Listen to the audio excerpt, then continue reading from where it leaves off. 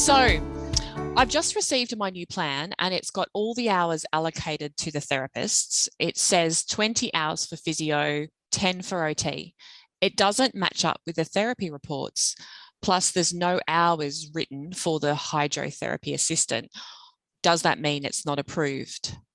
Okay, thanks for this question. This is a multi-layered sort of question, I guess. So where an NDIS plan is written with the 20 hours physio, 10 hours OT, that is how the plan was built. So that is what the NDIS planner, the delegate, has deemed to be reasonable and necessary.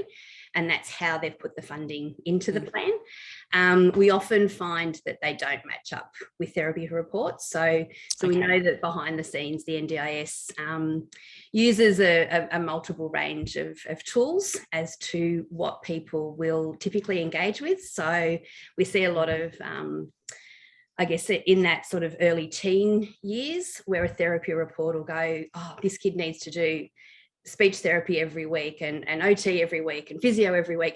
And then the parents are reporting, actually the kid won't engage in any of these things. They're 13, 14 have decided that that's not part of what they do. So what we actually see are plans that are built to what life will be, not necessarily to what a therapy report will be.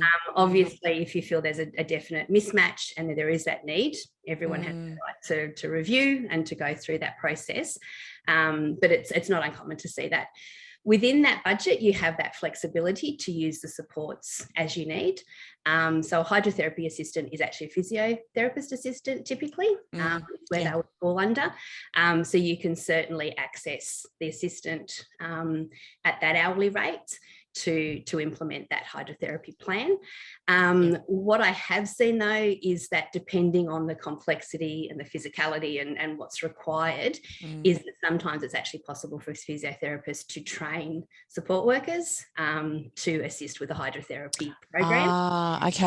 And which is where that core sort of social funding comes through as well, which is just another way you can stretch that budget a little bit further. So when you say complexities, can I just clarify, is that the complexities in the risk assessment, is that made by the family or the individual, or is that made by the actual lead therapist, or is it is there a formal way to assess that, or is it just individual? Look, it'll be individual. It'll be a range of those things, essentially. So you will get some complexities where a physiotherapist will go, I don't feel safe training someone who's unskilled. This and so that, and they have that right to be able to do that. And you'll have some families who also go, yeah, I get that you're happy to train a support worker, but actually we don't feel safe because obviously water and particular types of disability don't necessarily mix with outcomes every point in time. So it's a very individual conversation to be had. And open, honest conversations are always the best way to get the best outcome, particularly when you're working with your therapists. They can only work on the information you give them. So the headline for that one is the NDIS was simply showing you how they built the plan, but within that you can make up your own combination that suits in relation to how much you would use a therapy assistant, depending on what's